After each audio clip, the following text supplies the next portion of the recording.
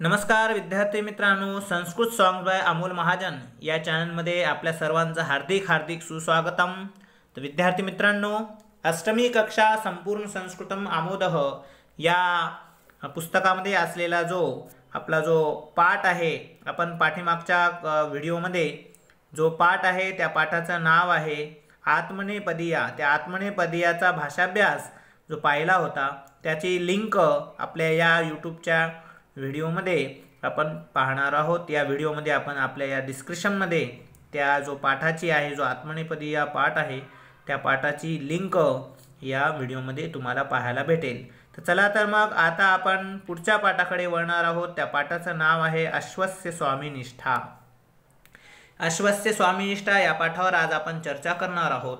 अश्वस्य म्हणजे घोड्याची स्वामीच्या प्रती असलेली जी निष्ठा आहे, घोड्याची स्वामीनिष्ठा, हा जो पाठ आहे आज आपण अभ्यासणार आहोत। तर चला तर विद्यार्थी मित्रांनो, मग आपण या पाठाची आज चर्चा करूया। तर चला मग एका शब्दाचा अर्थ आपण पाहण्याचा प्रयत्न करूया। मध्यान्ह समयः, मध्यान्ह म्हणजे दुपारची, समय म्हणजे वेळ होती, दुपारची वेळ। सर्वत्र नीरवता, सगळीकडे नीरवता म्हणजे शांतता होती। मार्ग अपि निर्मनुष्यः, मार्ग म्हणजे रस्त्यामध्ये सुद्धा, निर्मनुष्य मनुष्य सुद्धा, निर म्हणजे नव्हते, मनुष्य सुद्धा नव्हते, कुणीच नव्हते। तदा एव कोपी, तेव्हा असा एक, कोपी म्हणजे कोणी, एक कोणी, कोपी म्हणजे कोणी एक, अश्व मार्गे धावती, घोडा मार्गे म्हणजे रस्त्यावरून, धावती म्हणजे पळत होता, कोणी एक घोडा रस्त्यावरून पळत होता। तर चला मग या दोन्ही लाईनीचा अर्थ आपण एकदाच बघूया। दुपारची वेळ होती, सगळीकडे शांतता पसरली होती, मार्ग सुद्धा निर्मनुष्य होता म्हणजे वाटत कुणीही नव्हते, तेव्हाच कुणी असा एक घोडा रस्त्यावरून पळत होता। तर चला मग पुढे जाऊया आपण। तस्य एकः प्रादः व्रणितः, तस्य म्हणजे त्या घोड्याचा, एकः पादः व्रणितः, एक पाय कसा झाला होता, व्रणितः, वनित म्हणजे जखमी झाला होता। सह म्हणजे तो घोडा, कष्टेन वेदनाम सहते, मोठ्या कष्टाने वेदना सहन करीत होता। तथापि तरी सुद्धा, त्रिभी पादे यथा कथमपि सह धावती, त्रिभी म्हणजे तीन पायांनी, तिन्ही पादे म्हणजे पायांनी, यथा कथमपि कसे बसे तरी, सह धावती तो घोडा धावत होता। तर बघा मुलांनो, पायाला लागलेले तरी पण तो घोडा धावत आहे। तस्य पृष्ठे उपविष्ट असती, तस्य म्हणजे त्याच्या, पृष्ठे म्हणजे पाठीवर, उपविष्ट म्हणजे बसला होता, की कोण, तस्य स्वामी त्याचे मालक, तस्य स्वामी त्याच्या मालकाला, त्याचे मालक, शस्त्रप्रहारे व्रणितः, शस्त्राच्या प्रहाराने, व्रणित म्हणजे जखमी झाले होते, त्याचे स्वामी आहेत ते शस्त्राच्या आघाताने काय झाले होते, जखमी झाले होते। तर बघा मग इथून आपण पुन्हा एकदा अर्थ पाहूया जेणेकरून आपल्याला लक्षामध्ये येईल। तस्य एकः प्राद व्रणितः पर्यंत, त्याचा एक पाय जखमी झाला होता, तो कष्टाने वेदना सहन करत होता, तरी पण तो तीन पायांना कसे बसे तरी धावत होता, त्यांच्या पाठीवर त्याचा मालक बसला होता, त्याचा मालक सुद्धा शस्त्राच्या वाराने जखमी झाला होता। आता चला तर विद्यार्थी मित्रांनो पुढे जाऊया आपण, पुढे थोडंसं आहे। तर चला, अविरतम धावणेन अश्वः अतीव श्रांतः जायते, अविरतम म्हणजे सतत धावल्यामुळे, अश्व म्हणजे घोडा, अत्यंत, अतीव म्हणजे अत्यंत, श्रांत म्हणजे श्रांतः जायते दमला होता, श्रांत म्हणजे दमला, जायते म्हणजे होता, दमला होता। सह वेगेन धावितुम असमर्थ भवती, आणि आता तो वेगाने धावण्यासाठी कसा होता, असमर्थ होता। अतः मंदम धावितुम प्रारभते, त्यामुळे तो मंद म्हणजे सावकाश धावण्यासाठी त्याने काय केली, सुरुवात, प्रारभते प्रारंभ केला, सुरुवात केली। परम नैव विरमती सह, बघा परम म्हणजे परंतु, नैव म्हणजे नाही, विराम घेतला, सह म्हणजे त्याने, परंतु त्याने विराम घेतला नाही। अधुना ग्राम समीपे एव, आता त्याला वाटलं आता गाव कसा आहे, जवळ आहे, समीपे म्हणजे जवळ, आणि जवळ असलेला हा जो समीपे आहे तो एक अव्यय आहे। तत्र स्वामिनम नयामी च संरक्षामी, तेथे स्वामींना नयामी म्हणजे न्यावे आणि त्यांचं काय करावे, संरक्षण करावे। परंतु काय झालं बघा, परंतु मार्गे अपि विस्तीर्ण जलप्रवाह, परंतु रस्त्यामध्ये विस्तीर्ण म्हणजे पसरलेला काय होता, जलप्रवाह, पाण्याचा प्रवाह होता। आता गाव जवळ आहे, मालका घेऊन तिथं जातो आणि संरक्षण करतो असा विचार तो घोडा करत आहे, परंतु वाटेत मोठा पसरलेला काय आहे, जलप्रवाह होता। अधुना किम करणीयम, असा प्रश्न पडला की आता काय करावे। इति चिंतयति अश्वः, असा विचार करत होता की कोण, की अश्व म्हणजे घोडा. तर चला आता विद्यार्थी मित्रांनो एवढाच मग अर्थ आपण पाहूया.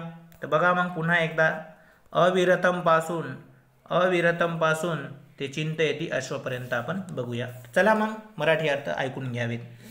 सतत धावल्यामुळे घोडा अत्यंत दमला होता. तो वेगाने धावण्यास असमर्थ होता. तो सावकाश पळण्यास सुरुवात केली, परंतु तो घोडा थांबला नाही. आता गाव जवळच आहे आणि तेथे मालकास घेऊन जातो आणि त्याचे संरक्षण करतो. परंतु वाटेत मोठा पसरलेला पाण्याचा प्रवाह होता. त्याला वाटले आता काय करावे असा विचार घोडा करीत होता. तर चला मग पुढे बघूया आता. क्षीणः व्रणितच अश्व तम उल्लंघयितुम असमर्थः.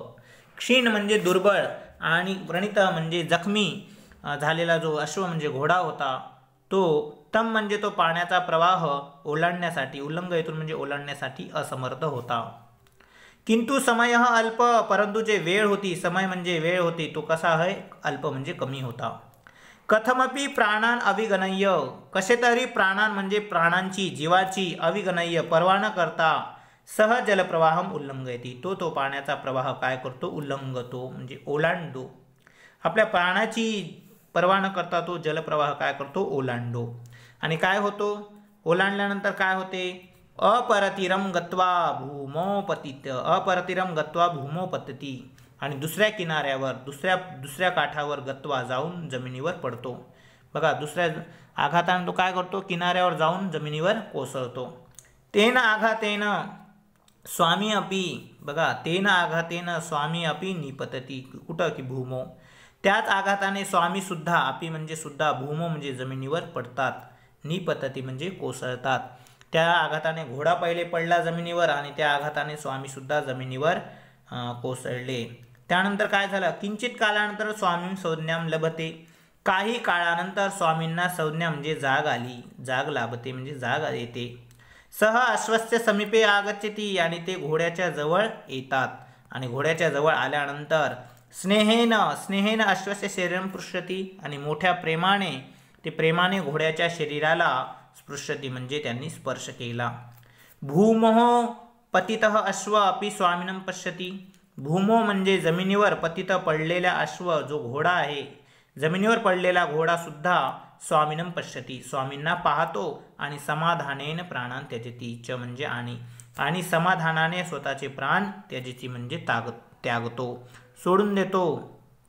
बघा पुढे, कह एवह अश्वः, कह एषः नृप, कोण आहे हा नृप म्हणजे राजा. न्यायते वा, माहिती आहे. स एव महाराणा प्रताप, तोच आहेत महाराणा प्रताप. ते जे घोड्यावर बसलेले जे स्वामी होते त्यांचं नाव आहे महाराणा प्रताप. राजस्थान राज्यास्य मेवाड प्रदेशस्य नृपश्रेष्ठ, राजस्थान राज्याच्या मेवाड प्रदेश म्हणजे प्रांताचे हे श्रेष्ठ असे काय होते, नृप होते, राजा होते. कह एषः, बघा कह एषः स्वामी भक्त अश्व, कोण होता हा स्वामी भक्त असलेला अश्व म्हणजे घोडा. माहिती आहे का तुम्हाला, घोड्याचं नाव बी काय आहे बघा. हा स्वामी भक्त घोडा कोण आहे, एषः चेतक नामः अश्व, अश्व म्हणजे घोड्याचं काय नाव आहे, हा चेतक नावाचा काय आहे, घोडा आहे. आणि त्या स्वामींचा हा जो घोडा होता त्याचं नाव आहे चेतक. अश्वेषु आदर्शभूतः सह म्हणजे तो जो घोडा आहे तो सर्व घोडीशू म्हणजे सर्व घोड्यांमधून आदर्श असलेला तो घोडा होता. तस्य स्मृत्यर्थम निर्मितम समाधिस्थलम मेवाड प्रांते विराजते, त्याच्या स्मृत्यर्थम त्याच्या स्मरणामध्ये बांधलेले, बघा त्याच्या स्मरणामध्ये बांधलेले आजही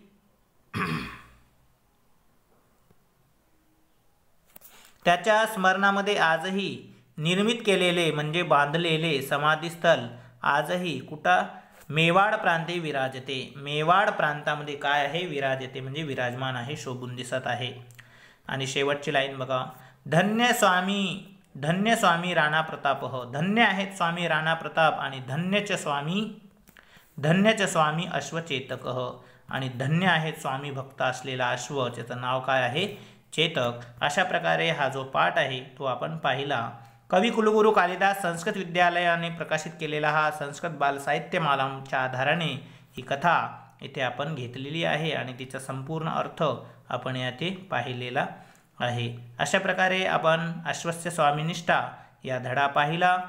पुढे आपण या धड्याची भाषाभ्यास काही पुढच्या व्हिडिओमध्ये आपण या धड्याची जो भाषाभ्यास आहे तो पाहणार आहोत। तरीसुद्धा आपल्या असेच नवनवीन व्हिडिओ पाहण्यासाठी संस्कृत सॉन्ग बाय अमोल महाजन या चॅनलला सबस्क्राईब करायचे आहेत। बेल आयकॉन करून काही तुमचे प्रश्न असतील तर कमेंट्समध्ये तुम्ही मांडू शकता। आणि मी अमोल महाजन पुन्हा एकदा आपल्या सर्वांची अनुमती घेऊन इथेच थांबतो। धन्यवाद। पुनर्मिलामः।